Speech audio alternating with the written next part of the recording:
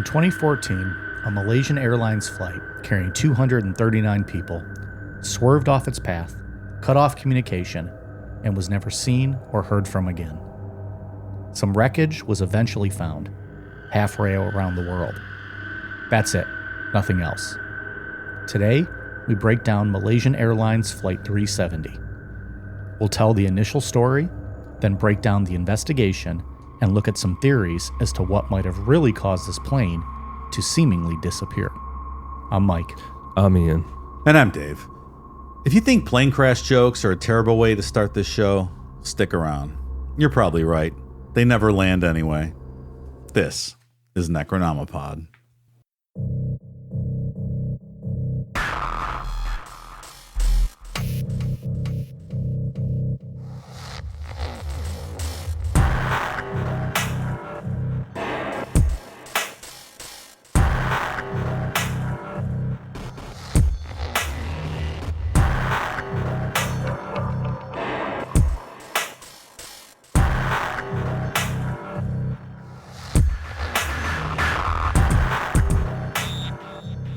As we know, I smoke a lot of weed. Really?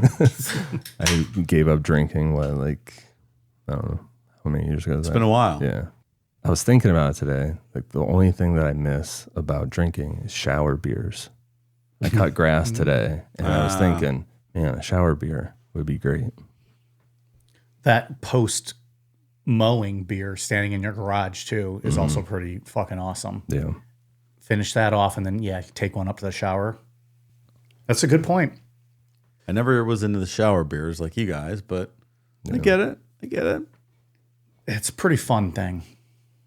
Yeah, I don't know what it is about it. It's just Yeah, I don't know. It's like the hot water hitting your body, but the cool beer going down your throat. Contrast. I got a boner. It's like my hot jizz hit me under the chin, and I'm pretty soon going to be in the dual shower head game. really, I'm interested to see how that's going to work because there's also a bench. it is pretty wonderful. Might just sit there and drink a case of beer in that shower. there you go. In that scenario, maybe you get the helmet with the double loaded helmet beer. I think that's the with move. with the straws, and you just sit there and suck, so you don't have to worry about the beers getting any shower hot water inside of them. I think that's probably the move. I think you're right. I would go that way. I better get on Amazon. That's an OnlyFans account waiting to happen right there, pal. Just me in a shower. All right, that was a good intro. Oh yeah, I'll talk about shower beers. Every once in a while, I got something. That's crazy too. That like of all things, like that's the thing that triggered it for you. Yeah, it's like, man, that sounds good. Yeah, That's how triggers work, though. yeah. But I mean, it's been a Nostalgic few years memories, for yeah, him, yeah. and just today it popped back up. Like, a shower beer would be mighty nice, like a blood orange IPA. Yeah. I'm gonna give him a relapse by the end of the night. DoorDash, we can get fucking blood orange IPAs here in 20 minutes. I will admit, I knew this story like when it initially happened. It was only, a decade ago. But I didn't know the specifics other than, a big plane, went missing or crashed, maybe. This is a fucking wild story. Yeah, and researching this one was really confusing because there's a lot going on. A lot of technical jargon. Yeah, and so you think of Amelia Earhart as being like the mystery, like the real famous one with aviation. But when you start researching this and watching videos on YouTube and stuff, everyone's like, this is the biggest mystery in aviation ever. And I think it's because there are so many systems involved in these airplanes. Like, a lot of this went over my head, 99% of it. Yeah. You know what I mean? That's all right. Well, and it's more, like you said, modern day. The technology's much more advanced. You could see an Amelia Earhart, going under the radar, so to speak. Right. This should not be happening with this one. No, like there's pilots, sleuth pilots that have dedicated a lot of time and energy into trying to figure this out. Speaking of that, are you nervous to fly these days? There is an airline incident every fucking day now. I am in no hurry to get on a plane these days. Every day they're clipping wings or air traffic controls losing contact for 60 to 90 seconds every single day. What is going on? So for Warped Tour, I was like, all right, we're gonna drive because I'm not getting in a fucking airplane. But then we decided not to go because of the military parade happening at the same time. But as someone who's going to be on a plane next week, don't feel great.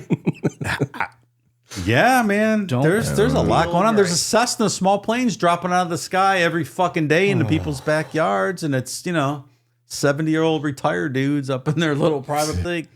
Does it make you nervous that a plane might go through your roof any day? No, it makes me nervous. I'm going to be the fucking guy in the plane coming through your roof.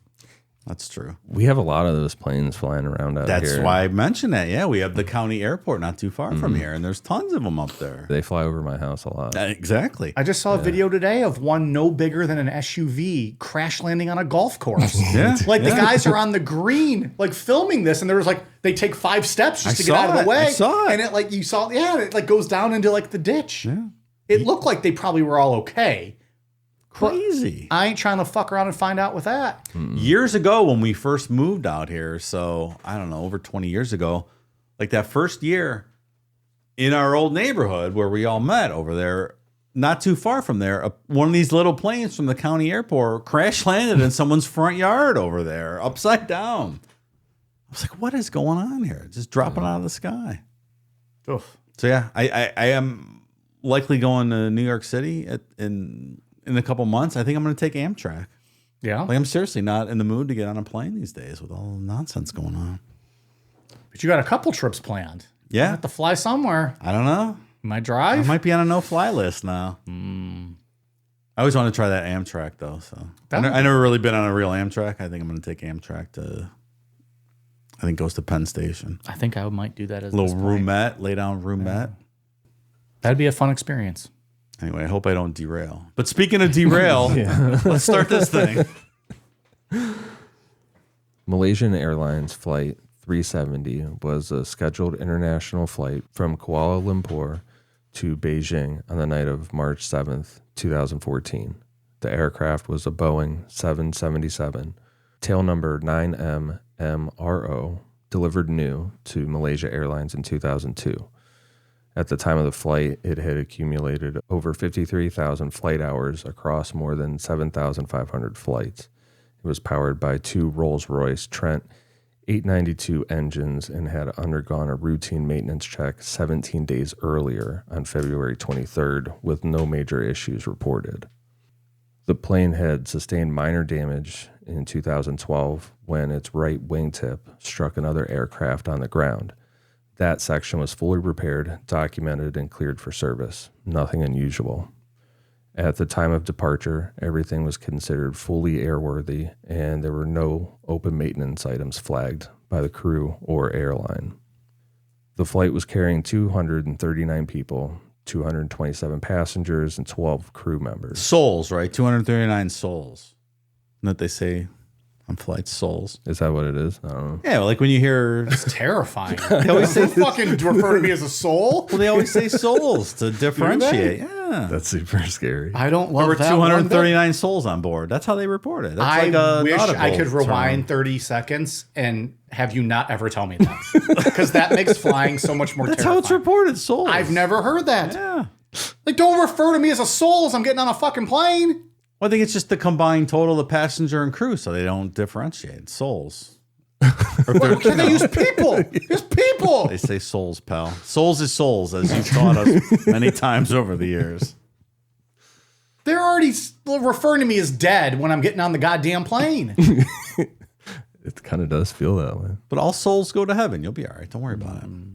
It was scheduled to depart Kuala Lumpur International Airport at 12:35 a.m. local time on March 8th. It actually pushed back from the gate at 12:41 a.m., 6 minutes behind schedule, and lifted off from runway 32R at 12:42 a.m. So that's not like too bad sitting there waiting, right? sometimes on flights you can sit there forever. 6 minutes behind? You ever been on a Frontier flight? It's going to be way more than 6 minutes behind. Fuck yeah, man. Yeah, well, That's nothing. That's on that schedule. soon. Yeah, 6. I wouldn't complain about that at all. No, not at all. Barely had time for any ice in my whiskey to melt.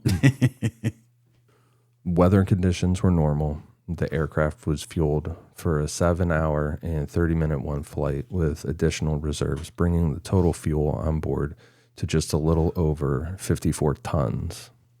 Seems like a lot. This is a massive plane. That's the other thing, too, that a Boeing 777, it's like it can't be underestimated how big of a machine that is to just disappear without a trace, It's essentially. a big plane. Yeah. Among the cargo on board was a mix of standard freight and commercial shipments that included 2.5 tons of lithium-ion batteries and over 4.5 tons of mangosteen fruit, a tropical fruit that's not commonly exported in large quantities by air. Never heard of it. Me neither.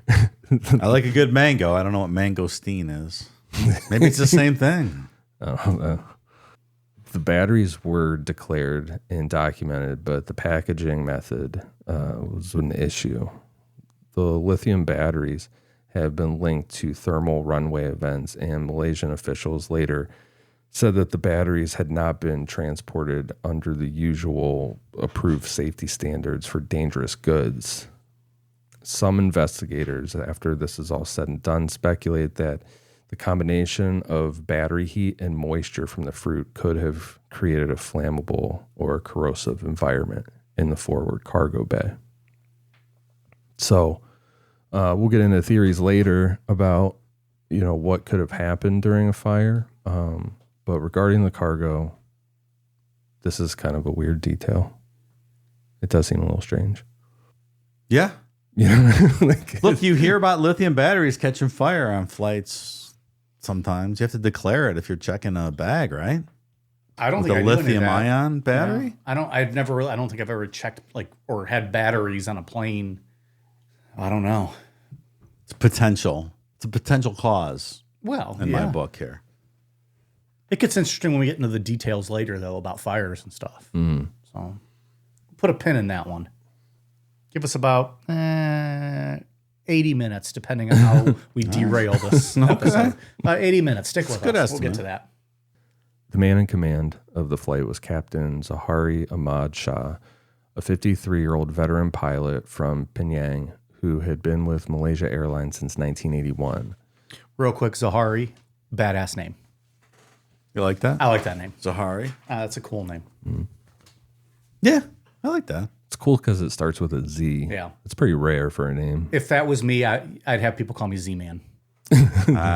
You can't make them because then it's not cool. I would hope people would call me Z-Man. Like, Z-Man's here. Like, Zahari in the house. Z's cool. We used to have in the cabs, the Druna Selgauskas, That's and cool call him name. Z. That entire name is Awesome. cool. Like Fucking 100, phenomenal. 109 vowels, 4 consonants. It's a great fucking name. Great dude. When your first name starts with a Z and your last name wasn't an I, yeah, it's the Druna yeah, Selgauskas. that's fucking crazy, man. That guy fucks. Oh, yeah. What's your initials? Z-I? What? It's fucking awesome. He was one of the airline's most experienced captains, type rated on the 737, the A330, and 777, as well as being certified as both a type rating instructor and examiner.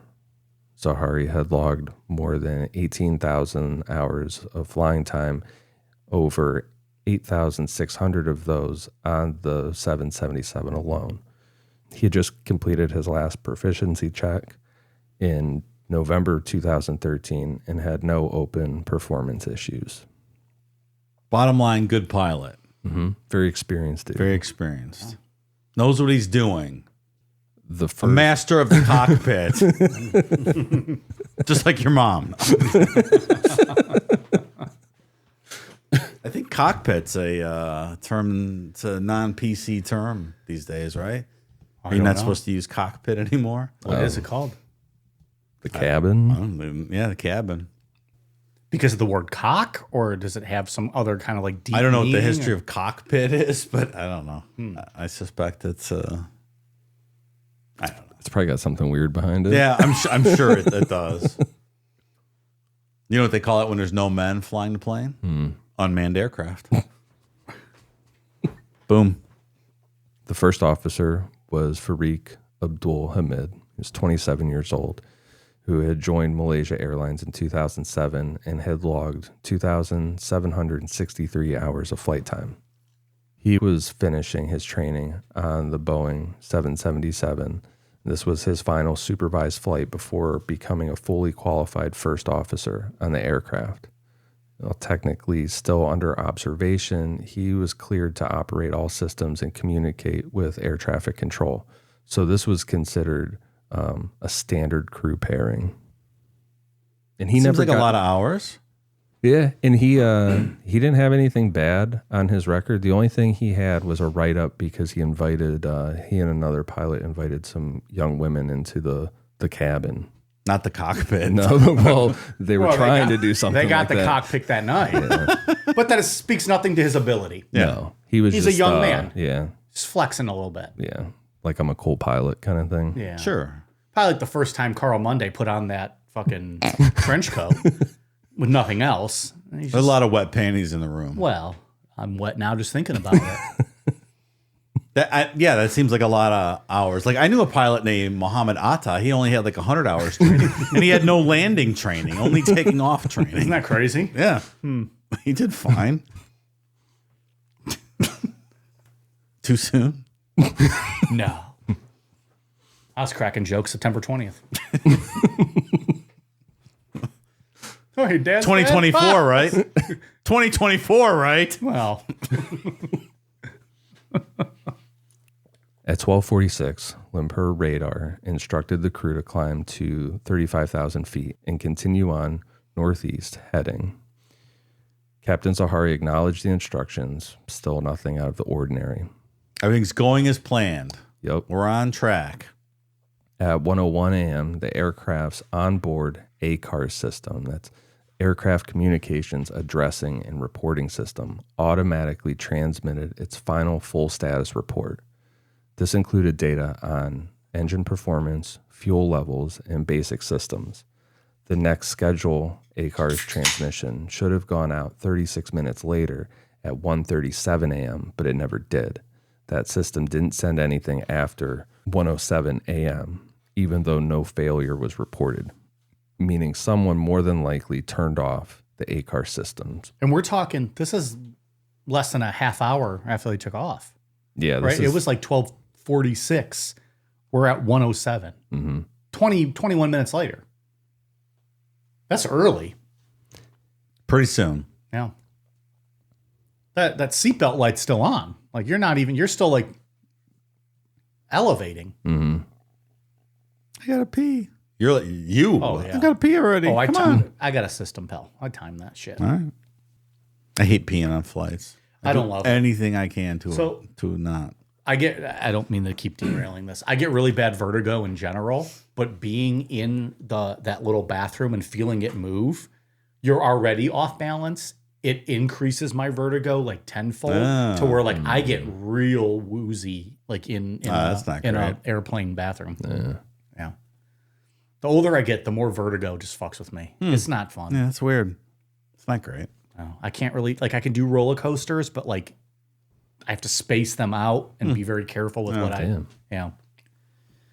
It's weird. Like I could do spin. Spin doesn't bother me, but like just Like spinning in like- circles? like height and certain movement vertigo bothers me. Yeah. Yeah. I haven't found a spin that has necessarily triggered it. I don't know. Yeah. They should probably put you to sleep at this point.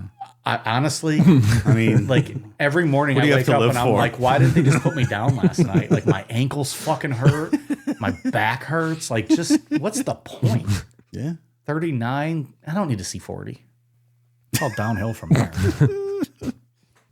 The final verbal communication from the cabin came at 1:19 a.m. when Limpur radar cleared MH370 to contact Ho Chi Minh as it prepared to cross into Vietnamese airspace. So it's like the new air traffic control they'll be talking they're handing to. it off. Yeah. Also, I didn't mean you can say cockpit. Oh, no. I see you're switching it to cabin. I was just making a joke. I've read that before. That cockpit's not PC, but Well, was it a joke or did you actually read it? Well, come on. I've read that before, but Well, I didn't know if I that think was a it's real still thing. the industry term is cockpit, though. I didn't mean for you to switch it the whole show. You hear about like those little things, like where, like if you're looking at a house, like it's no longer the master bedroom; it's a can't say primary that. bedroom. Yeah. So like, there's things that happen, and I understand why that is. Sure, but it's just things that, in our generation, you don't think about it. It's a master bedroom, and then you're like, oh, I guess I got to call it a primary now. Mm-hmm. I get it. It's just, simple terms that you're like, oh, okay, this is different now. I don't know how serious it is, but I'm not suggesting you can't say cockpit anymore. I think it's just his low-key way of trying to change it. He doesn't like cockpit. He's trying to I love change being it. in the cockpit. So how about that? Okay. The final verbal communication from the cockpit came at 1:19 a.m. when Lumpur radar cleared the flight to contact Ho Chi Minh as it prepared to cross into Vietnamese airspace. So handing off to the new Air traffic control. Over yeah. there. The response came from the cockpit, quote, "Good night, Malaysian 370. Now, I saw some sources saying that it cannot be verified who actually said it. Then I saw some saying Zahari said it specifically. So I don't know. Like they couldn't, maybe they didn't, it wasn't his voice. They just didn't know, or it could have been, Farik. I don't know. But Maybe Zahari was taking a piss. yeah. He probably saw Mike in there. It's like, Passed. small bladder. We rubbed tips together as we walked out. That's right. He was pulling his out, I was putting mine in. But Small bladder club. we touched tips. It's part of it's a small bladder club handshake. You touch tips. Tip touchers. So them saying goodnight, like that's a normal pilot thing when switching frequency. But this time, no radio contact was ever established with Ho Chi Minh. And the transponder, which provides identification and altitude to radar, was disabled less than 2 minutes later at 1:21 a.m. And from that point forward, the aircraft vanished from civilian radar. Someone disabled it. Yeah, More than likely. yeah, at least Switched it off. the first system to go off, experts say that was definitely manual. Mm-hmm. I'm not entirely 100% sure about this one, but Okay. that first one seems to be everybody's in agreement that was turned off. Okay. By 1:38 a.m., Ho Chi Minh noticed that the flight hadn't checked in. They reached out to Kuala Lumpur to ask if the aircraft had re-entered Malaysian airspace. The two centers spent nearly 20 minutes trying to confirm the flight's position, including through coordination with other flights that were nearby. Vietnam Airlines Flight 765, which was ahead of MH370 on a similar route, tried radio relays to get a hold of the missing flight, but no response. At 2:03 a.m., Malaysian Airlines Operations Center made its first attempt to reach the cockpit via SATCOM text message. That's that first one that was turned off. The message was never acknowledged. It stayed marked as, quote, "not acknowledged, no cockpit response." What no one realized at the time was that military radar had been tracking MH370 the whole time. After the transponder went offline, Malaysian military radar picked up a primary target, an unidentified aircraft making a sharp left turn after the last radio contact. It turned back across the Malay Peninsula, passed over Penang Island, and headed northwest into the Strait of Malacca. This radar track, unknown to air traffic controllers at the time, was later confirmed by investigators. So this is the missing plane. The aircraft maintained high cruising altitude for most of this detour, including altitudes between 29,000 and 35,000 feet, though one brief drop as low as 19,000 feet was recorded over the strait. Whether that drop shows a true descent or a radar anomaly is debated between what expert you're talking to. Experts differ sometimes. They do. And anomalies happen. Well, people listen to this show. We're true crime experts, and we disagree all the time on what happened. That's true. Professionals, and, Professional disagreements. that's what it is. I think each of us are an expert at this point. It's on my business card. It just says expert. Yeah. Expert. Doesn't say what. All Just right. expert. Just expert. Universal expert. Expert. Expert in bear attacks, plane crashes, all kinds of stuff. Yeah. Solving true crime. Absolutely. As we did with John Bonet and countless others. I can't even name them all at this point. John Wayne impersonations, whatever it may be. It runs the That's true. gamut. It's all there. But you don't have to list that. It's just expert. Yeah, it's just expert. Look here, Pilgrim. I'm an expert. We haven't had John Wayne in a long time. Forgot really about out it. of practice. Years on that Yeah. one. Oh. That's Welcome a deep back. cut voice. Welcome back, cowboy. Look here, Pilgrim. I'm a racist asshole. Yeah, he's right up there with Hulk Hogan, isn't he? He's not a great guy. No. Was the one role he did? He was Genghis Khan. The craziest shit they used to I have have not Asians seen that. played by white Americans. That's really He was weird. Genghis Khan. Okay. Little strange. So we're talking about military radar at this point still. The last primary radar return happened at 2:22 a.m., about 230 nautical miles northwest of Penang, near the edge of Malaysian radar coverage and approaching the Andaman Sea. After that, the plane was never seen by radar again, military or civilian. What could have happened? We'll get to that, pal. Okay. We'll solve this tonight, maybe. Really? Maybe. I don't know. I like your optimism, friend. Stick around and find out. Kuala Lumpur Air Traffic Control didn't formally classify MH370 as missing until 6:32 a.m., 4 hours after contact was lost. By then, the plane had been missing for nearly 5 hours. It's fucking long gone at that point. Seems like a misstep. No expert. I know I just said I'm an expert. I'm not an expert in this. It seemed great. I'm an expert in logic, and it seems illogical. Vietnamese airspace was freaking out. Like, they were taking this way more serious than Malaysia was. I bet, because it's their responsibility at like, the hey, handoff. We were supposed to get this. We don't have it. Yeah. Absolutely. The only trace left came from the plane's satellite communication system. The aircraft was equipped with a classic Aero SATCOM system that linked to a geostationary satellite over the Indian Ocean. It's a British company that our military works with really close, so we all have access to this information, like our military. But that system had gone quiet earlier in the flight, around the same time that the ACARS system was manually disabled. But just a few minutes after the radar signal dropped, it came back online. At 2:25 a.m., the plane sent a logon request to the satellite, essentially the aircraft reestablishing its connection with the Inmarsat network. This was the first sign that the plane was still flying. So it wasn't at the bottom of the ocean. No, it's still It's flying. definitely flying.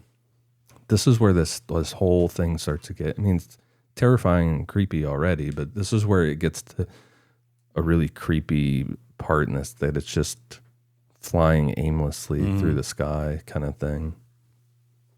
From that point on, the plane maintained an idle link with the satellite, automatically exchanging short bursts of data known as handshakes. These occurred once an hour for the next 6 hours. In total, there were 7 satellite pings recorded between 2:25 a.m. and 8:19 a.m. So it was 3:41, and it goes like that for 4, 5, 6, 7 a.m.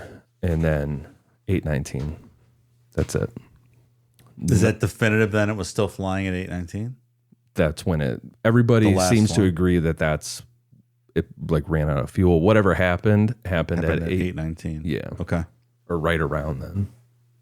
None of these pings included GPS coordinates or direction data, but engineers were later able to extract 2 measurements from each one: burst timing offset and burst frequency offset. Burst timing offset measured how long it took the signal to travel from the aircraft to the satellite and back. That delay could be used to estimate the distance between the plane and the satellite at each point. When those distances were mapped, they formed a series of arcs, curved paths showing where the aircraft could have been when each ping occurred. The burst frequency offset tracked the change in frequency of the signal, called a Doppler shift, because the motion of the aircraft. If the plane was flying toward the satellite, the signal would shift one way. If it was moving away, it would shift another. That data helped narrow down the direction of travel. Once the satellite data was analyzed, it became clear that the plane hadn't flown north.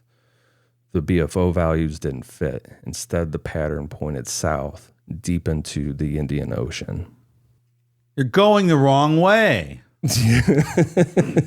That's like trains, planes, and automobiles when they're driving down the highway. Hey, how do they know which way we're going?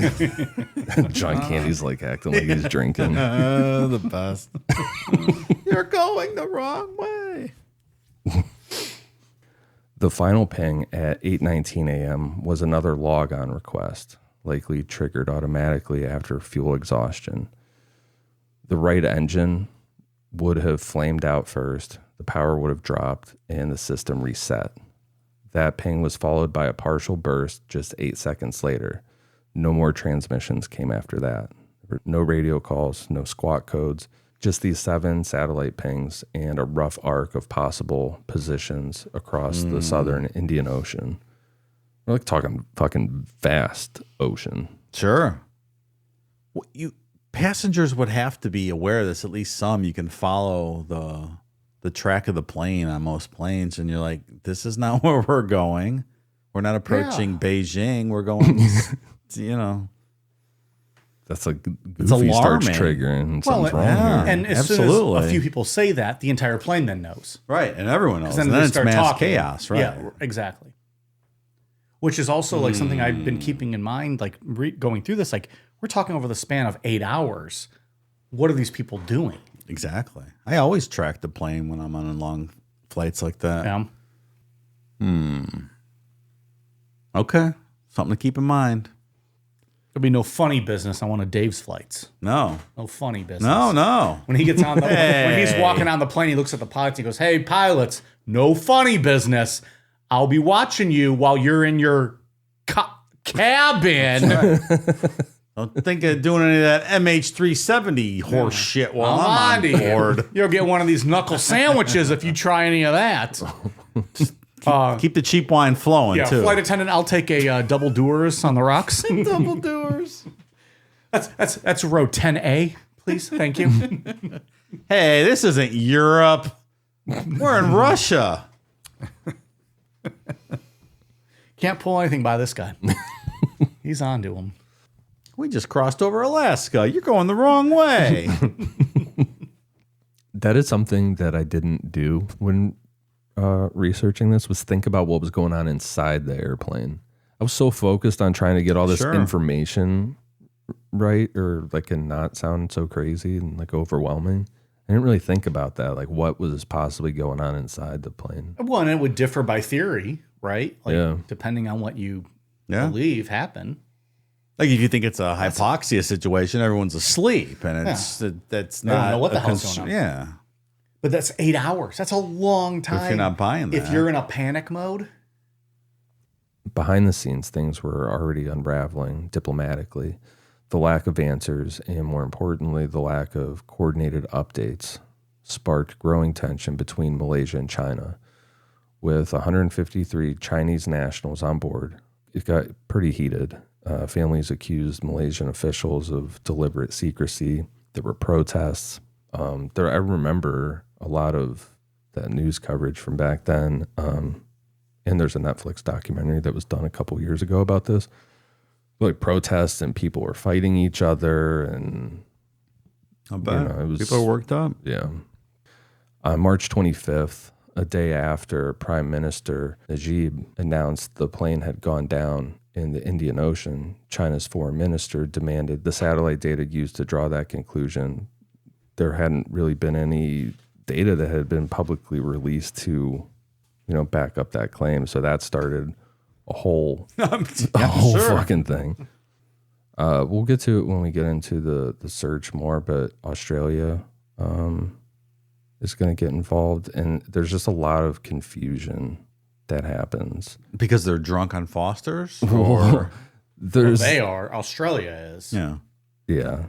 But there's a lot of like Vietnam's involved in this, China, Malaysia, Australia's helping out with the search. The United States is involved.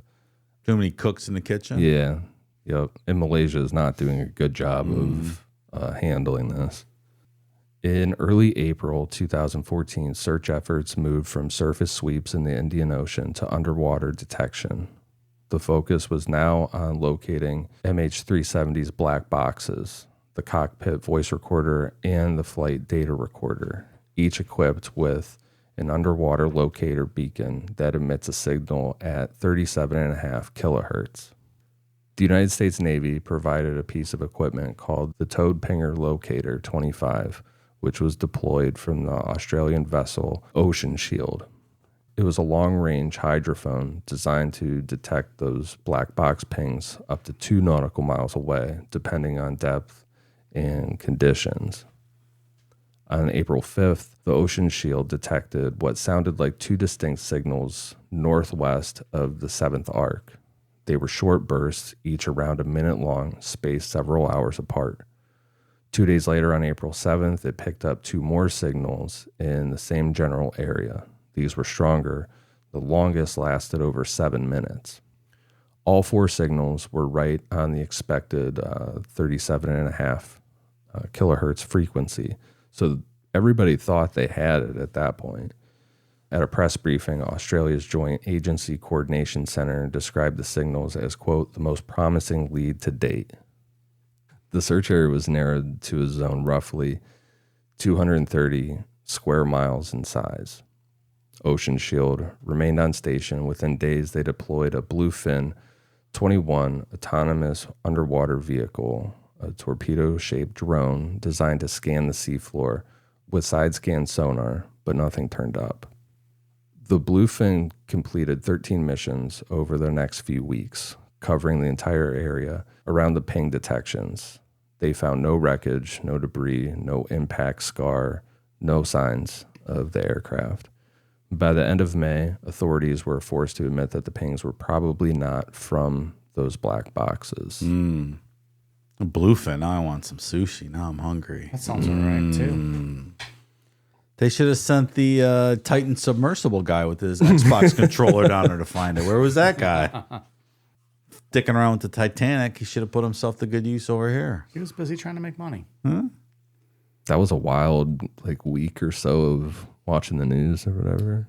They were just counting that shit down, how long they had left in there. Yeah, we passed the time.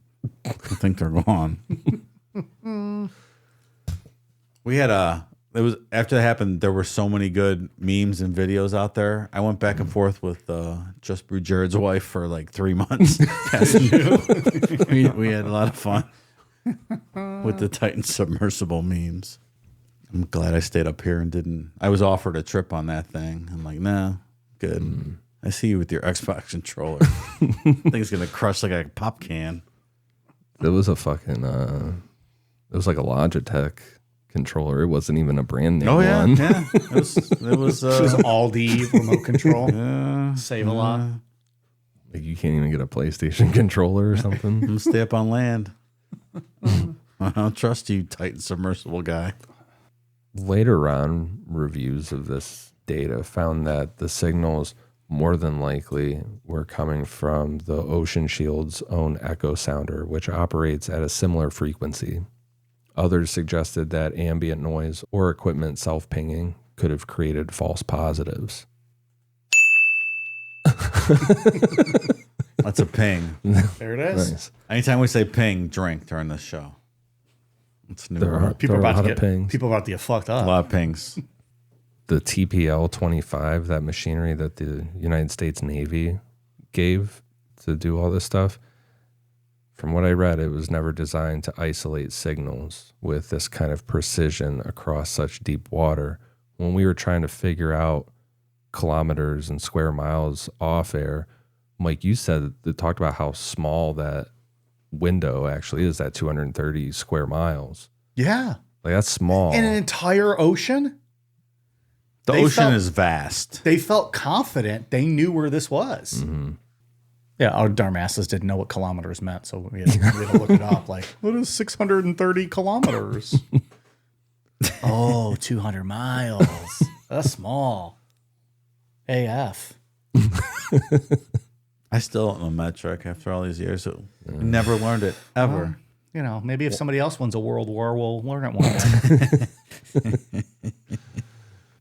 My mind just goes blank as soon as I see that. Like, any measurements like that. I'm not good with that either.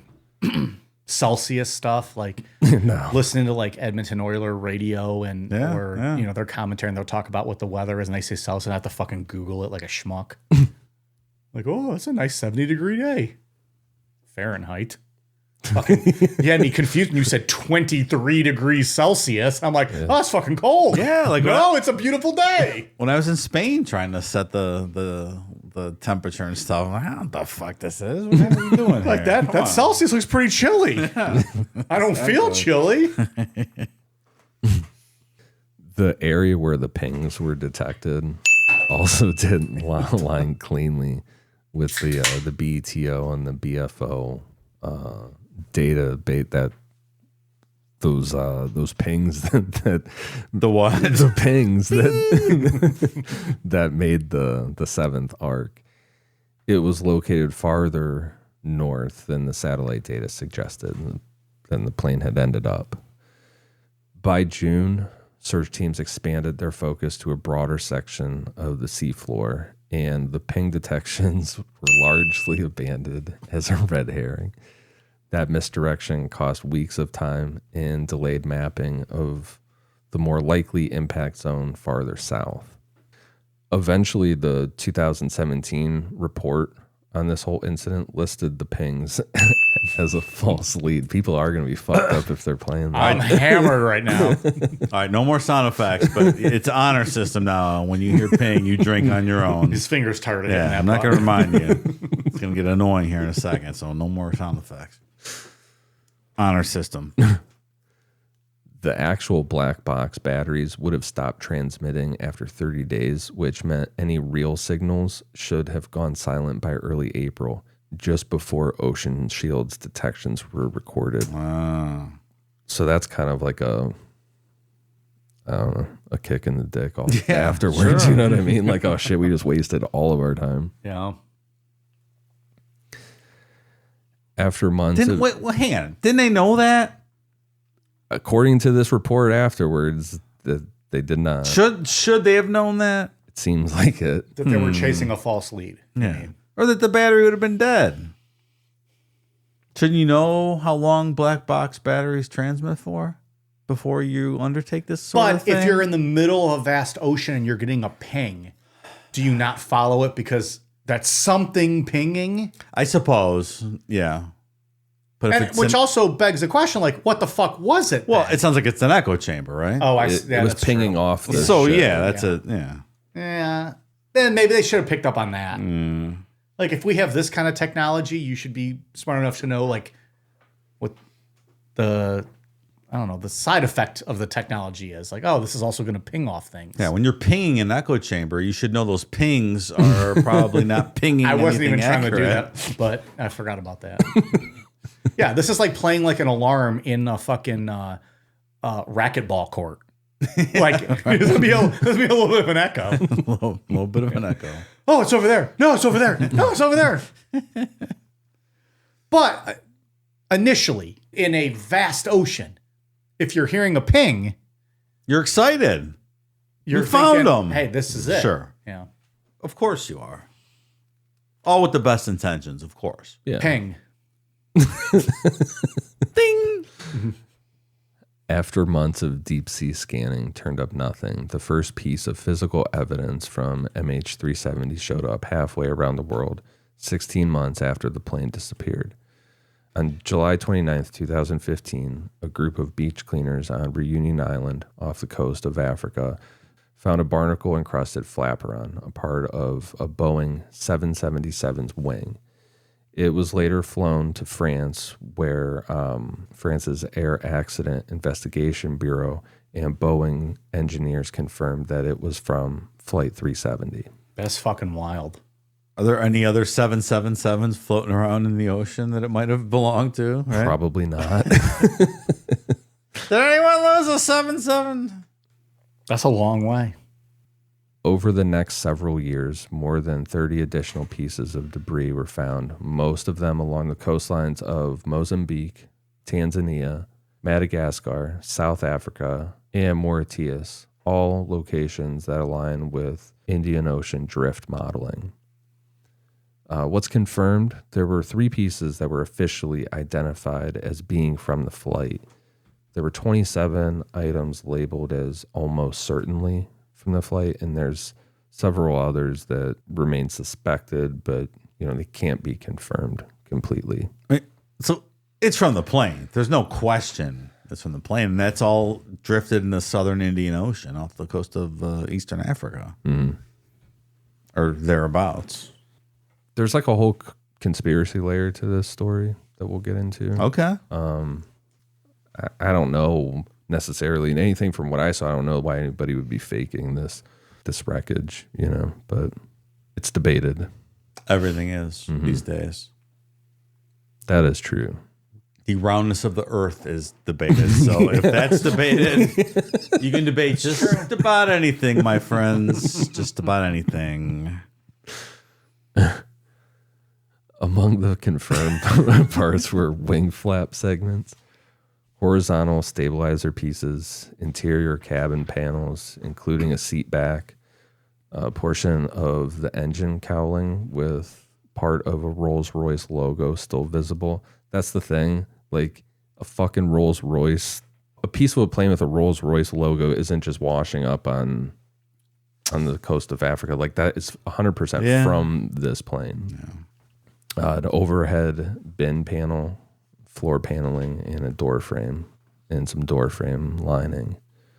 Some pieces were surprisingly intact, others were in bad shape. Most showed signs of mechanical damage from impact and wave erosion, but none showed signs of fire, explosive residue, or in-flight structural breakup. There's no soot, no blast marks, or any shrapnel patterns on anything. And they could tell. There were no bodies, no personal effects linked to passengers. A few items, including a child's backpack, a seat cushion, and some electronic components were found, but nothing with identifying markers like serial numbers or like a names. Like the kid's backpack could have been a backpack from anywhere, technically. There was no way to confirm that it was from the plane. I don't think there would be any anticipation of ever finding body parts, correct? If a plane crashed in the middle of the Indian Ocean. Yeah. That would not. I don't suspect. No. You would. Those would be eaten and sank and devoured. That's just not. They're not gonna drifting find ashore. No. Yeah. Like even some cases, you could, like how like DB Cooper, somebody dug up some of those dollar bills years and years later. Like maybe an ID or something would wash ashore or something like that, but nothing. That's true. It's just everything was just gone. I mean, it probably is all at the spoiler. It's probably at the bottom of the ocean. Probably. But But, it's only been 10 years. Something could still come ashore. Sure. that's true. I can't remember how long it took somebody to find DB Cooper's money, but Yeah. I think It was about 10 years. was it? It was in 1980. We're I at think. 11, so yeah. But we're right there. Coming to Necro OT soon. As part of the investigation into what happened aboard MH370, Malaysian police seized Captain Zahari's home flight simulator. It was a custom-built setup running Microsoft Flight Simulator X with multiple monitors, yokes, rudder pedals. It was a full cockpit-style rig. Cockpit's so offensive. Have you ever played Flight Simulator? No. I haven't either. A lot of people love that. It was a huge thing for people, right? I don't know. I never No, I never I tried. know the race car simulators are huge now. Are they? Like NASCAR For NASCAR drivers, and stuff. right? Yeah. It's probably good practice. There are a few peak drivers in NASCAR now that literally got their job because of a simulator. They've never raced cars. They did the simulator, and now they're racing in NASCAR, and they're successful. Isn't that wild? It's all about reflexes and whatnot, right? They're just so realistic that it's like you're driving. And if you can drive well on that, it translates over. Well, like pilots are doing it, and Sure. NASCAR drivers do that for practice now. It's crazy. So that has to be pretty expensive for Zahari just to have one at home, right? Like, is that something that you would have it just at your house? Yeah, you can buy those now. Or like for race cars, you can. You can Yeah, just like a couple $1,000, you can buy a setup for your house. Oh, a couple okay. screens. Okay. You have like an actual like race car seat and pedals and a wheel, and you just kind of okay. you buy this just- software and Yeah, I'm sure this is the same way. Just Yeah. buying a yoke and pedals that attach. It's just But a few $1,000, Sure. but you can do Okay. it. Yeah, maybe back then more than a few $1,000, Right. but yeah, you could get a setup now in your house for a couple grand probably. Or he's probably just like, my name begins with Z. I would like you to send me this stuff. You will send this to me. Malaysia Airlines will be paying for this. Signed Z. And nowadays, maybe they do pay for some of that. If it's like, if they could have you just train at home and not have you just on the road, maybe that's an early step of it. I don't know. I thought there was more involved in this than like the screen, like you said. Like I thought this was like something super fucking fancy. I don't think so. Okay. A couple of dual monitors and Okay. But it's all just, it's very lifelike in Yeah. that if you fuck up, you'll crash or, whatever. That's how that's how I understand it. I'm gonna have to get that. That sounds fun. It would be a good time. So the data was turned over to the FBI, who helped recover deleted files from the hard drive. They found that on February 3rd, 2014, a little over a month before the disappearance, Zahari had run a simulated long-haul flight from Kuala Lumpur out into the southern Indian Ocean. The flight path crossed into the Indian Ocean west of Sumatra and continued until fuel exhaustion, ending somewhere south of the Seventh Arc, not far from the area later searched by Ocean Infinity. Why would Captain Z be doing such a thing? It's a little suspicious.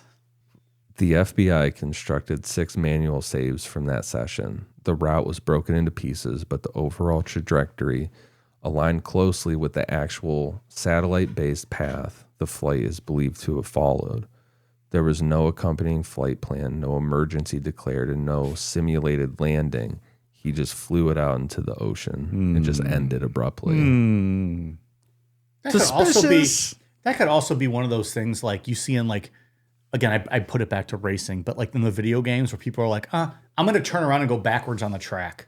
Yeah. I'm just going to fucking cause a big wreck. Absolutely Like could be. you're Sure. just fucking around kind of thing. I'm not saying that's what I believe. I'm just saying like when you're in your own home and you're just fucking around with it, you're like, oh, let's What see what happened? happens. What happened if I flew 300 souls out in the middle of the Indian Ocean? I don't know what happened. Or like maybe he was doing it to practice like an emergency landing low on fuel in the middle of the ocean. Sure. And fucked up and it just went down. Yeah. I'm not saying I believe it. I'm just saying it's not out of the realm of possibility.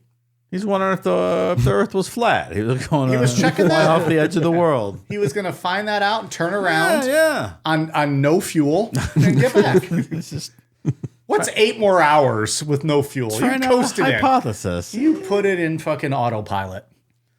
Look here, Pilgrim. When I was playing Genghis Khan, the world was round, and that's all there is to it. I don't know when all this flat earther shit started. You can't argue with that. Look here, Captain Z. Turn that plane around and land it back in Kuala Lumpur. You think John Wayne would have been a flat earther though? He might have been. No, I don't think so. But No? you think so? If he was around for that, he might have fallen for that. All right, it's possible. He fell for a lot of stuff. The Malaysian final report for this incident acknowledged the flight simulator and said that it, quote, mirrored the projected track of MH370, but they ultimately concluded that the simulation, quote, did not prove intent.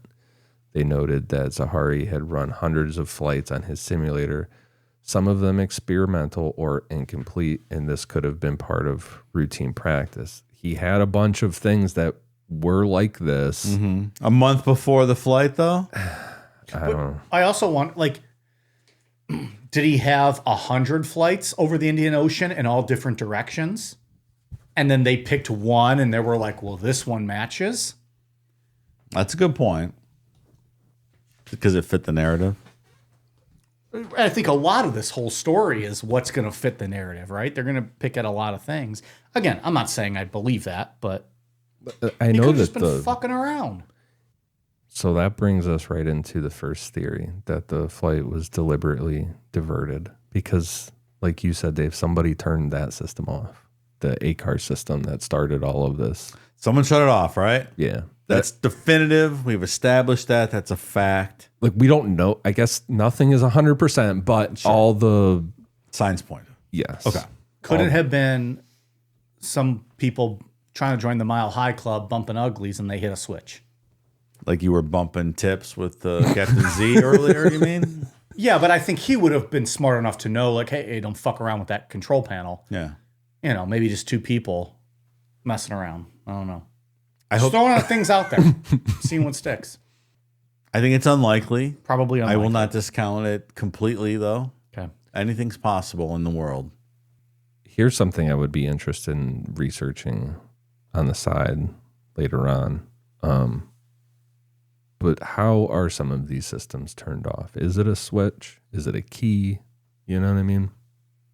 That's just where my mind's going right now. Yeah. All right. Like, could somebody fuck around and bump that switch, or do you have to actually like Seems put like in a warning would code? go off. Yeah, I would hope not. It Yeah. shouldn't be so simple. It really shouldn't be that simple. But you never know. Yeah. But that should be, if that's like a switch behind a locked door at least, Right. that you open and then flip it. Like, you deliberately have to fucking do that. The events that have taken place so far point to this being deliberate. Yes. You don't shut off a system and then make a complete left turn into the into the Indian the left Ocean. turn is like the big thing. This is, you know. Yeah. All right, I'm not going to speak get into some theories. I'm not going to speak Let's too get into some soon theories. on thoughts here, but yeah. Yeah. Let's, Well, we're very close to early ejaculating here with our theories. Let's try to hold off. Calm breath. You know, drink a glass of milk or something, whatever it is to make your pee settle down. And then let's get back into it. Can a glass of milk make your pee-pee settle down? I haven't had a glass of milk in 40 years, but Whatever's I'm calming willing to try it, I though. just thought of something that might be calming. I don't know. Almost everything about the flight path supports that it was intentionally diverted. The initial turn westward just after the final radio contact wasn't a gentle drift or an aimless arc. It was a hard turn, aligning the plane with precise navigational waypoints. I don't know what any of this means, but like the first one is IGARI. So they are very, very specific points. Those aren't the kind of turns an unresponsive aircraft makes. Somebody was flying it.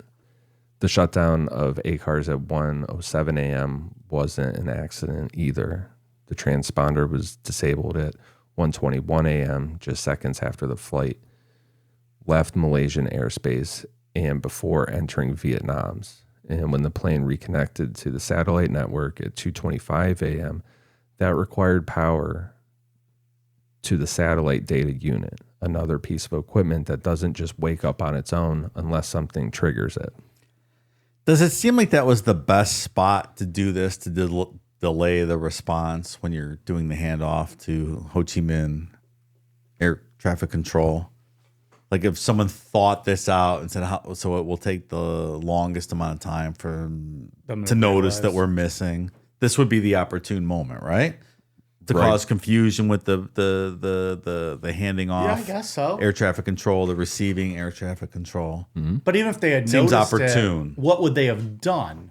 Like they're not going to fly up there and stop you, right? But if you were in the middle, still over Malaysia, Malaysian air traffic control lost control of you, it would be an emergency. They would recognize that. These guys thought they had handed it off to Ho Chi Minh City. Ho Chi Minh City waited a while to say, we haven't received them yet. It's the perfect spot to create confusion. It's a very opportune time. Yeah. Yeah, I agree. Vietnamese air traffic control didn't call Malaysian air traffic control right away. Yeah, so it the took a plane while. had a lead time of complete Exactly. nothingness. Yes. Yeah, I think you're right. That's It's the best. If you're going to do something like this, it's the best time to extend the time when people won't recognize you're missing right. or out of contact. The theory goes like this: that Zahari disables communications, turns west across the peninsula, flies up the Strait of Malacca, then turns south out into open ocean and rides it out to the end. Maybe this was suicide, some form of a protest. I don't know. But from a technical standpoint, it fits. That said, the final Malaysian report didn't point the finger at Captain Zahari. Officially, there was no evidence of suicide or malicious intent, and Zahari's psychological profile came back clean. He didn't have any debt, or there was some debate about him, his views politically. Investigators found that he had expressed some pretty strong political views on social media, particularly in support of Anwar Ibrahim, the Malaysian opposition leader who had been a longtime critic of the ruling party. Just 5 days before the disappearance of the plane, Anwar was sentenced to 5 years in prison on widely criticized charges, like something that was drummed up politically just to put him in jail. Mm-hmm. That's what they do. Zahari was very, very into this, so maybe this was some type of a political statement, something like that, but with no manifesto.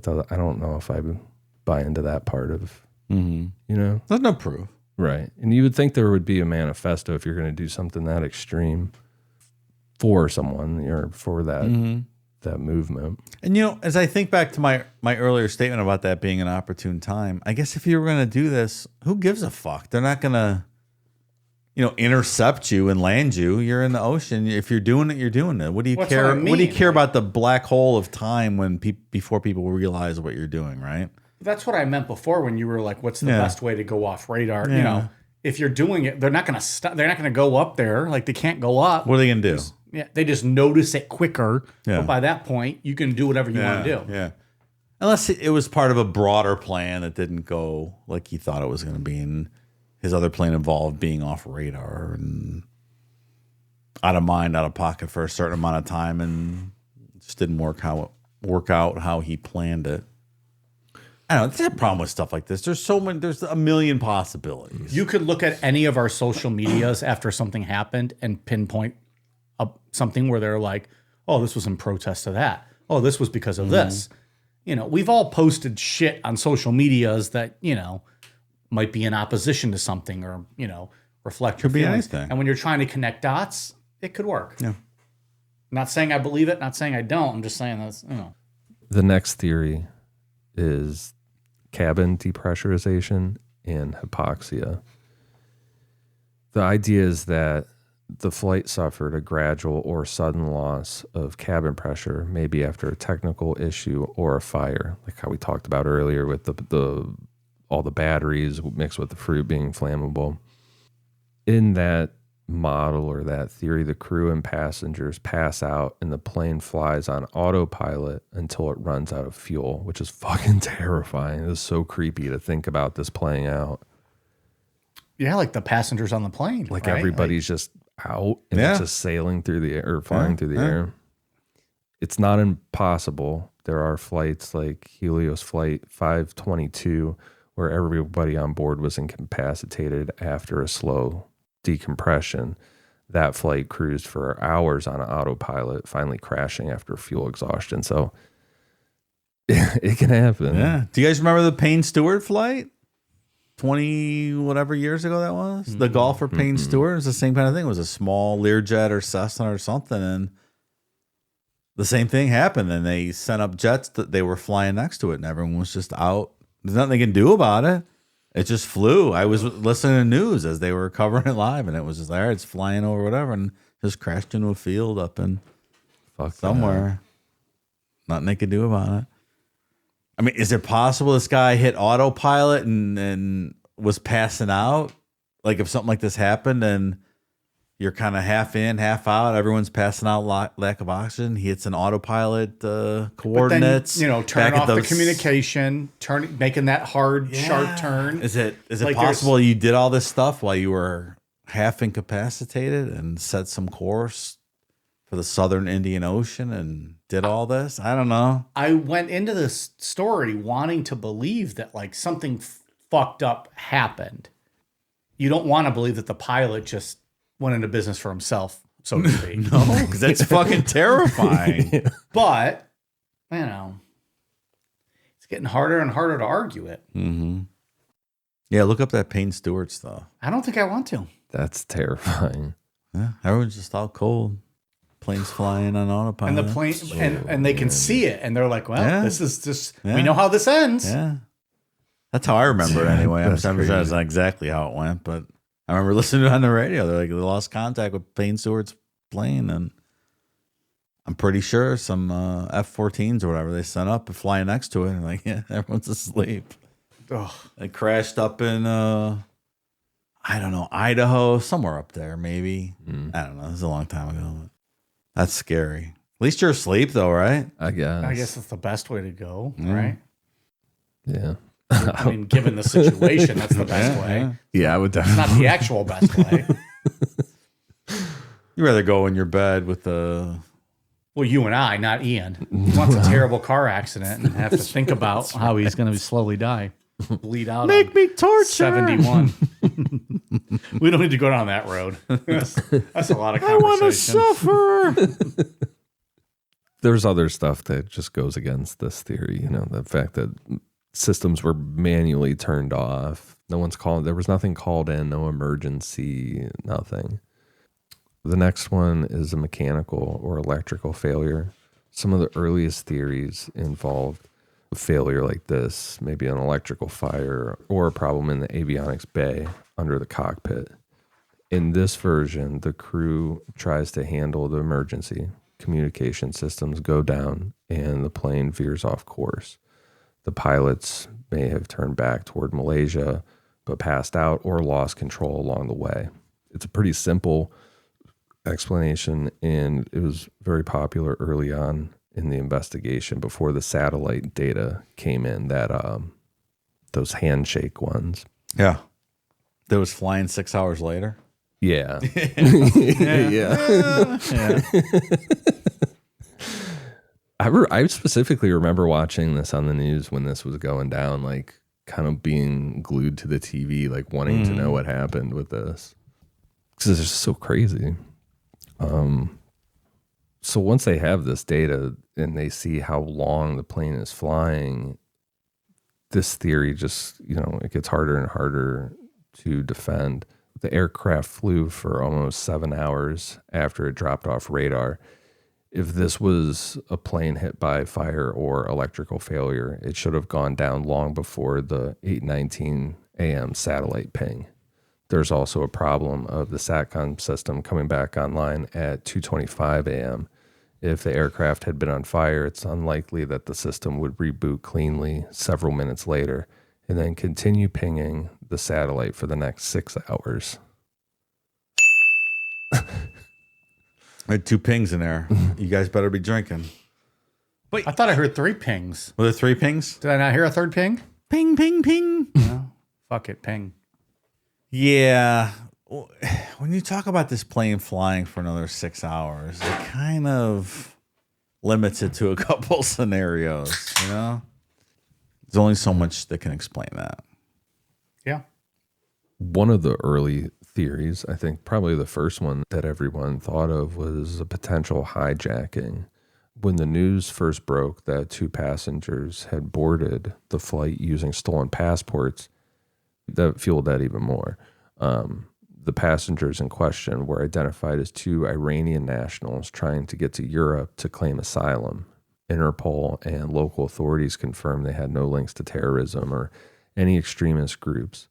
Their passports had been reported stolen over a year earlier in Thailand and flagged in global databases. There was no record of them attempting to enter the cockpit, no evidence that they had any means to take control of the aircraft. Investigators looked into everybody on board, the crew, passengers, maintenance staff, and came back with nothing. No one had any access or technical skill to pull off a full system, disable, and then fly pretty much to the end of the earth. You know what I mean? It's not impossible, you know, but on face value, looking into people's backgrounds, nobody. We ain't doing that. No, yeah. The controlled ditching theory focuses on the end of the flight, not the beginning. The idea is that someone, probably the pilot, brought the plane down in a controlled glide to avoid breaking it apart on impact. Some people have pointed out the theory that doing it this way, you could avoid triggering the aircraft's emergency locator beacon, which only activates on a high impact crash. Like if you were trying to do this to make sure that the plane was never found again. You know what I mean? That would explain why so little debris has ever been found. And early on, some investigators thought that the flaperon found on Reunion Island looked like it might have been deployed, which would have lined up with a landing configuration. However, Boeing engineers later determined that the flap was retracted when it broke off, not extended. If someone had been trying to glide the plane onto water, they would have deployed it. And the final satellite burst from the 8:19 a.m. ping pointed to a steep accelerating descent. That's not what ditching looks like. It's more along the lines of what a dive looks like. Can you imagine what it's like hitting the water like that? It's like hitting concrete, right? Oh, God.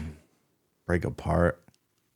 You ever jump off something real high into water and like land on your back or anything? Yes, I have. It doesn't feel good. I have not. It is not fun. You guys jumping off cliffs into water? Then outside of Pittsburgh, there's the wave pool. You guys ever been in the wave pool? Not. It's a big ass pool that generates waves. Well, like I've been in a wave pool before. Yeah. Oh, but you're talking about jumping into something. Yeah, so in Pittsburgh, they have like fucking Olympic height diving things that you can dive into the pool area. Really? Yeah. Me and my friends used to get crazy off those diving boards into the wave pool. I bet you did, pervert. Yeah, wave pools are wild. Those things will fucking take you out. Luckily, they just push you right back towards, Yeah. shallow, but... There was a bridge out here in Valley View when we were kids. We used to jump off into the river. Really? Yeah. It was pretty high up. It was fun, though. There was a place down by where, down Wintersville, down that way that you could jump off. I never did. Oh, that, yeah. though. That's good stuff. I'm not doing that shit. I'm not But trying if to you were die. from Gould, you would do it. I bet Marvin jumped off. No, Marvin fucking was in the bushes with binoculars watching the girls in bikinis jump off. He probably was. Yeah. Hey, if I jump, will you suck my cock? That'll show bravery, right? Right? So we poo-pooing that theory then? I think so. The ditching theory? I think so. Yeah. That's not what happened. Then there's more fringe theories. Yeah, let's go. We talked about like the conspiracy stuff. And the UFO or UAP theory with this is why I suggested we do this again, because we'll talk about it every once in a while. This video pops back up. It popped up the other day for me. I'm like, all right, let's do this. There was a video that went around that shows a commercial flying jet in clear skies, followed by 3 glowing orbs that start spinning around the aircraft in tight fluid patterns. Like one comes in at first, and a second, and a third, and then they start spinning. After a few passes, the orbs form a triangle, and like I said, they start circling, and then without warning, the aircraft vanishes in a burst of light. The footage is thermal, or at least it's presented that way, and was allegedly captured by a United States military drone or a classified NRO satellite, depending on which version of the claim you're looking at, what Reddit thread you're reading through. The drone theory suggests it was an MQ-1 Predator tracking the aircraft as it entered restricted airspace. People obviously question whether this video is real or not. I sent it to you guys. It's a cool looking video. Where was it initially posted? It's either 4chan or Reddit. Okay. One of the two. I saw it first on Reddit. Yeah. And so when it was initially posted, it was alleged to be of this flight, Correct. right? Okay. But there wasn't really any content. Like there wasn't a ton of context, at least that I ever No saw. identifying information to confirm that, oh, it's the Malaysian flight. Right.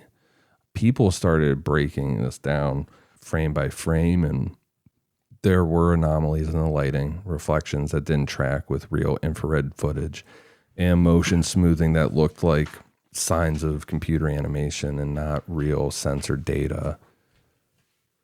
None of this, I guess, like we said earlier, you can fucking debate anything on the internet. So none of it's 100%, but it seems like this is pretty damn close to being 100% debunked.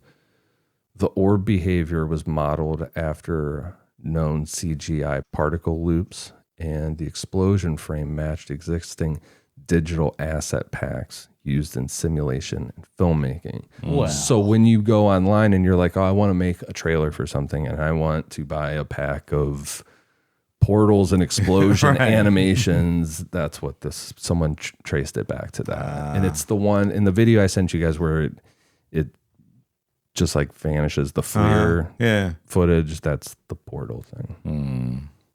Starting to think this one isn't true. Well, I'm leaning towards you, Mike. I'm gonna need more convincing, but There's really no tracing, like we said before. The original source of this video, there were some people that have claimed that it was found on a leaked CD-ROM or part of a data dump. Nothing ever verified that. Some metadata appeared to be spoofed, while other versions were stripped entirely. Reverse image searches linked parts of it to stock footage and early aviation renders. we're moving into a time and period here where anything is possible to create stuff like this, and we're never gonna know what's real, right? Yeah. I mean, tons of people think, This is 10 years ago, 12 years ago, whatever it was. yeah. So this one seems like it's debunked, but it's weird. It's weird how it pops up online every once in a while. This is the only thing in UFO stuff that does this. We're just every so often, all of a sudden there'll be a big thread about this video, and Because someone comes across it and they're like, hey, this is cool. probably I'm like, this is disinformation, sir.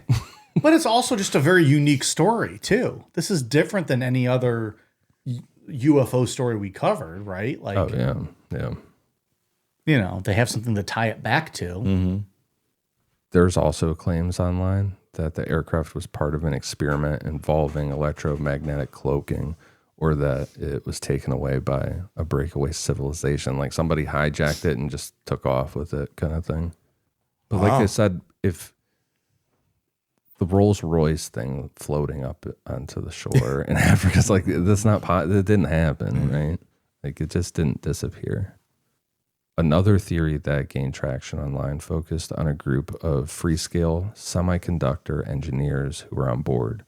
20 employees from the Texas-based company were flying together that night, 12 of them from Malaysia and 8 from China. They were reportedly working on advanced electronic warfare systems, including radar-blocking microchips and stealth tech. Just days before the flight, a U.S. patent related to semiconductor fabrication was filed, and one of the inventors listed was a Freescale engineer who disappeared on flight MH370. The theory claimed that the other patent holders, presumed dead, Freescale or its parent company, would retain full control of the intellectual property. In reality, the patent was filed by a team of 5, and while 4 employees presumed missing, the patent itself listed Freescale as the assignee, meaning the company would have owned it regardless. Still, the idea of corporate espionage and like this whole, like these engineers needed to die to hide something.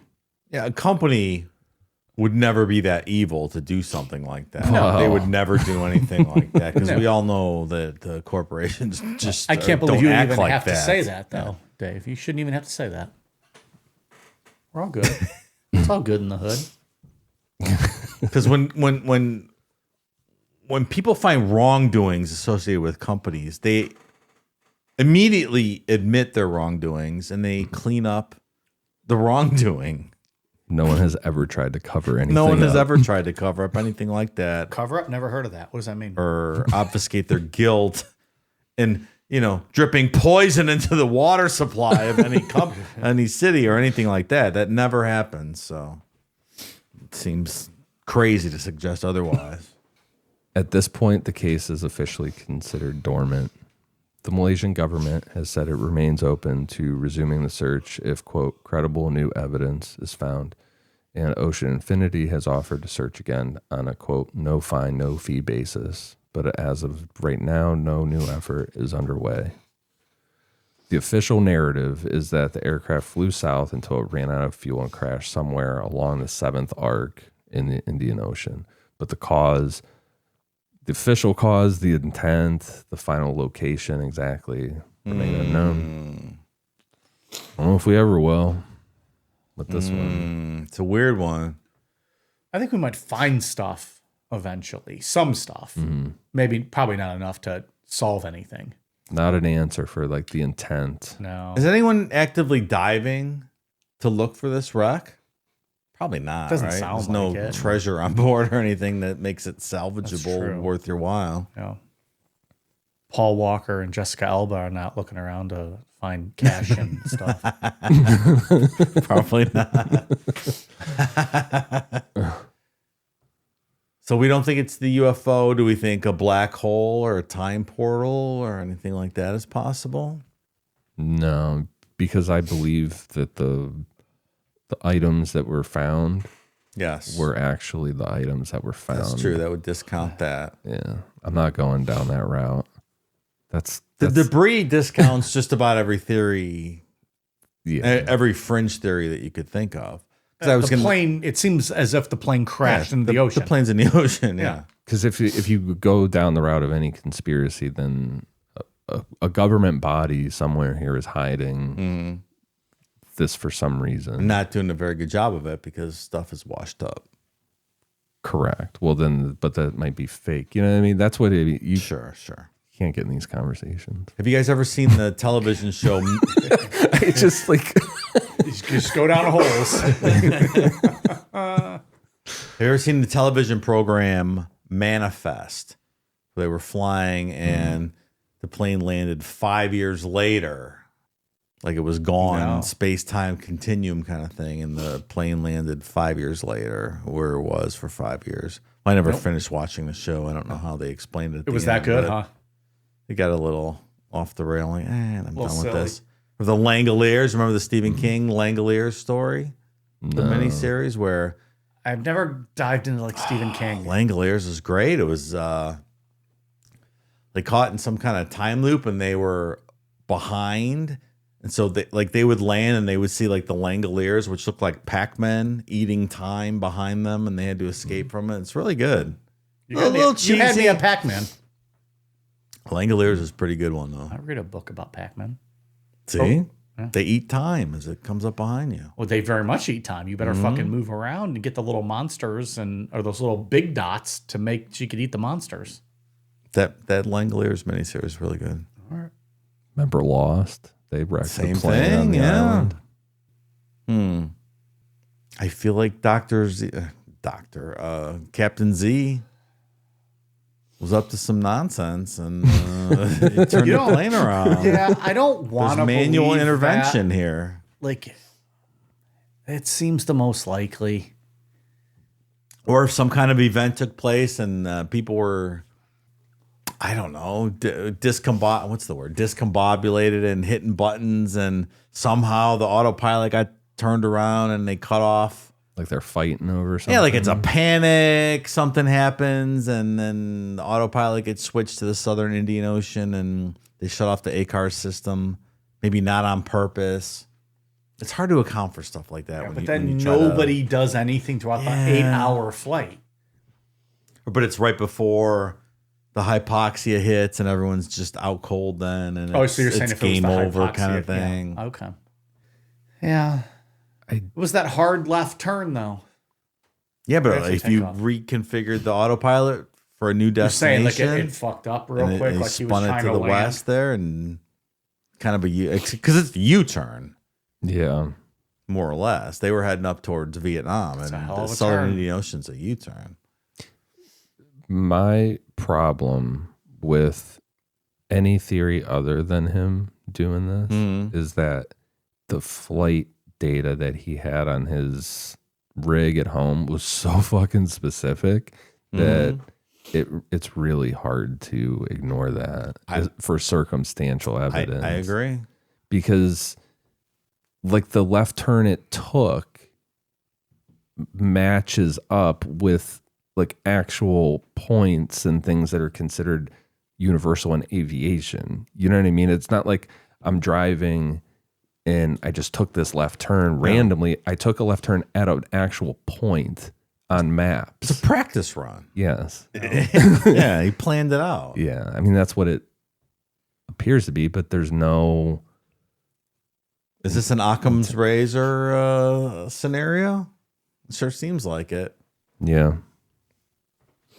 But the Occam's razor being what? His political? Like, because if you wanted to make a political statement, you didn't, because we don't fucking even know what you're trying to say. Just that the simplest explanation is probably thing? Correct here, and the signs point to it. I get what you mean. I guess I'm going into the why. Why would he have done this? Was it the political thing? Also, why are you taking 230 other people with you? Yeah. And if it was a political thing, you sure didn't make it well known. Like, we're all sitting here still a decade later going, maybe he did, maybe he didn't. Maybe it was just undisclosed mental illness or undiagnosed mental illness. Who knows? He could have kayfabed his way through those tests, I guess. But if he's running a ton of tests, these pre-flight things, and this one happens to match up. That's what I'm saying. Like, like maybe. Was he planning it? But then why are you taking all those people with you? Yeah. Just go jump off a bridge or something. I think I'm gonna definitely write off any government cover up or with like those trying to kill the engineers and stuff, or like that somebody purposely put the batteries with the fruit on purpose to make it catch on fire, like that kind of thing. Yeah. I don't think it wouldn't have flown happened. until 8 o'clock in the morning if that's what happened. That doesn't explain anything. Right. The U-turn and flying for 6 more hours is not explained by ion batteries. Well, the debris they found showed no signs of of fire, explosions, things like that. So then it would have to be like the decompression, right? That would make them pass out. Like it would slowly decompress. Yeah. If there's no fire, right? Or some other catastrophic thing, right? Loss of pressurization systems. I'm not going to speak. But that's what I mean. Like it would probably have to be something like gradual over time to make them fall asleep, right? Or some kind of catastrophic failure. Yeah. But then it flew for another 6 hours and turned around. It's a scary mystery for sure. I don't want it to ever happen on a flight I'm on. No, I just want to stay home. I just want to stay home now. Stuff like this makes you want to stay home. Yeah. What's out there? What's out there really to see? Yeah, because you realize you're fucking watch the news. I see everything. Yeah, you're at the whim of some pilot who you are never gonna know. Yes, it's like if this guy decides to go off the deep end, then you're taking the trip with him, right? Look, if I'm going to ignore the fact that this giant metal box is just flying through the air, defying everything that really makes sense about gravity. Now I got to worry about a fucking rogue pilot that might just take business into his own hands at my expense. Yeah, I don't know. I'll just sit at home and I'll watch MTV Cribs. I'm gonna watch MTV Cribs all That night. sounds all right. Yeah.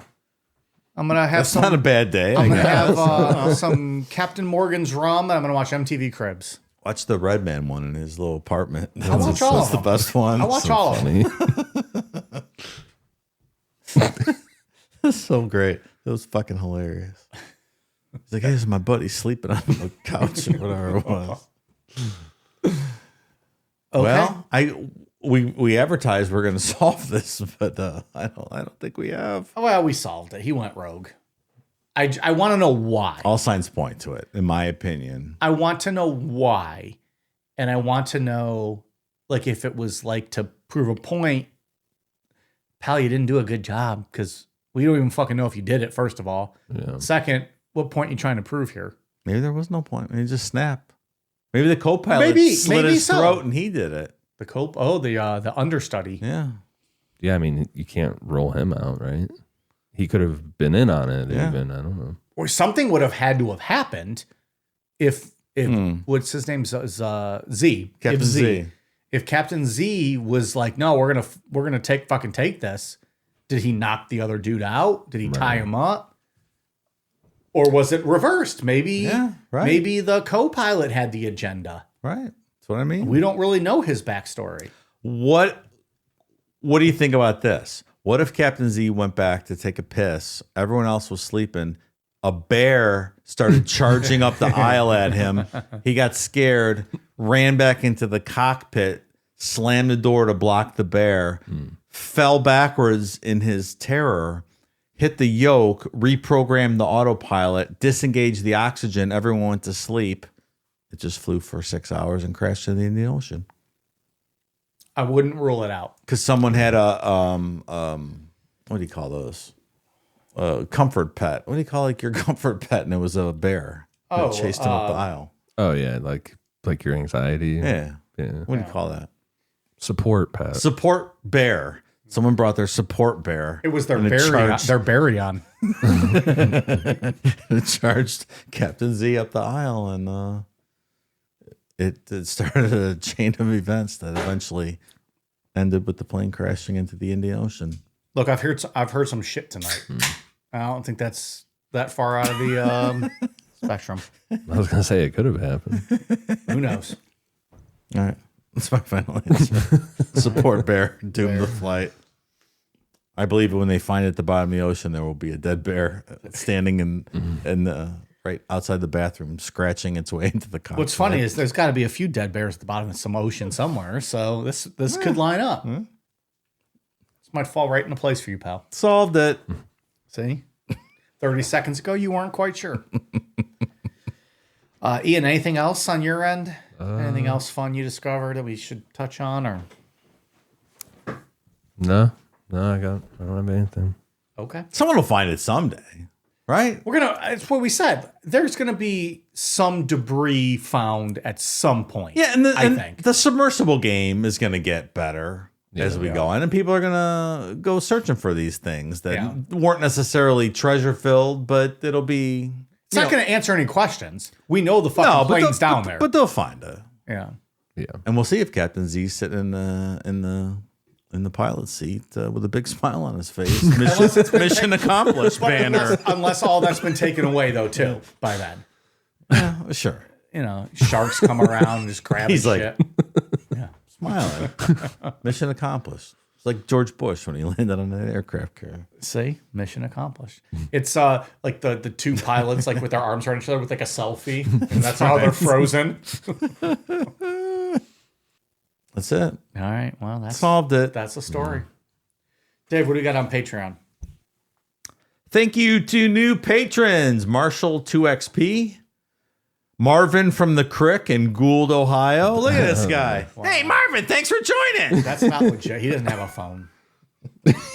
That's not for real. I don't think that's him. No, it's an imposter. Oh, I hope that's him.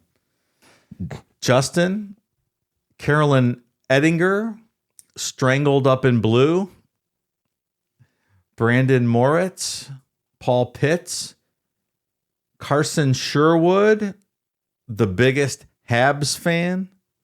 Montreal Canadiens. Okay, what's a Habs? The Montreal Canadian fans, Habs means habitants, the French word for the early settlers of that province of Canada. Oh, all right. Their nickname is the Habs. That's interesting. They were eliminated in the first round of the playoffs. Oh, pick another team, pal. Thomas Zorba, Dirk Dickbutt versus Dick Buttkiss in a no holes barred match for the Corn Cob television title. My money's on Buttkiss. Kendra, Emily Louise, Calvin Branch, Keith Sternberg, Vanessa Kinchelo, Ashley Hodge, Melanie Gilbert, Haggis, Lauren Brown, Sean Brown, Braden McGregor, Joe Sue, Madeline Harless, Jessica Gustafson, Bobby Brown 6911, Chupa Milano, Daphne, and Ingrid Swart. Welcome, new patrons. All right. Ian, what do you got on your end? On Patreon, it's still early in the month, so we haven't released too much, but we did the schedule today, and we have some super good bonus stuff lined up for this month. Yeah, it's a pretty heavy bonus episode month. No spoilers because card subject to change. Yeah. You never know. Always is. Always is. But right now, lined up is some good stuff. Dave, anything else on your end? I have a military shout out, which we haven't had in a long time. I think we had one last week, or 2 weeks ago. Is that right? But it had been before that, like months. Okay, all right. Yeah. So shout out to Lieutenant Commander Michael Murphy and the men and women on his ship, the USS Charleston. Apparently they're all listening. So thank you for your service, USS Charleston. That's fucking awesome. They're just cruising around listening to us. Yeah. cool. Hope everyone's safe out there. Lieutenant Commander Mike Murphy, thanks for writing in. Thanks for listening to the show. Hey, if you see any plane wreckage, let us know. Might tie into this episode very I don't nicely. know where you guys are at in the world. Wouldn't but, that be something? If you're in the Indian Ocean, just give us a shot. Give us the exclusive.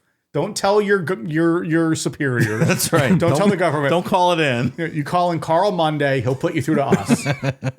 We'll fucking be there. Don't call Pete Hegseth. Call Carl Monday. Call us. We'll be there. And I have one more shout out to the admin on the NecroPals Facebook page. Dark Roast Angela got married this week. So Hey, congratulations. congratulations, Angela. Good for you. I believe it was a May the 4th be with you wedding. Oh, Star Wars wedding, huh? No, Lord of the Rings. I think. Yeah. Regardless, congratulations. Best of luck. Hopefully you're on your honeymoon right now. Having a great time. So Hopefully you're not listening to this while you're on your way to your honeymoon in an airplane. Well, yeah, no. And you're like, well, fuck this. Yeah. Captain Z's flying the plane. Well, if he's still around, I got some questions. So anyway, if you're looking for like-minded people out there, there's the NecroPals Facebook page, fan run page. Fan run. We have nothing. We actually have nothing to do with No, that. Angela's one of the admins. It's bigger than our fucking own Facebook page. I Runs think it admirably, puts in a lot of work running the page. So Yeah. check it out. If you're so inclined, congratulations. We are on Twitter, Facebook, Instagram, at Necronomopod, patreon.com/Necronomopod, amazon.com, search Necronomopod for all of our merch, and necronomopod.com. All right, you guys ready for a cool down beer? Cheers.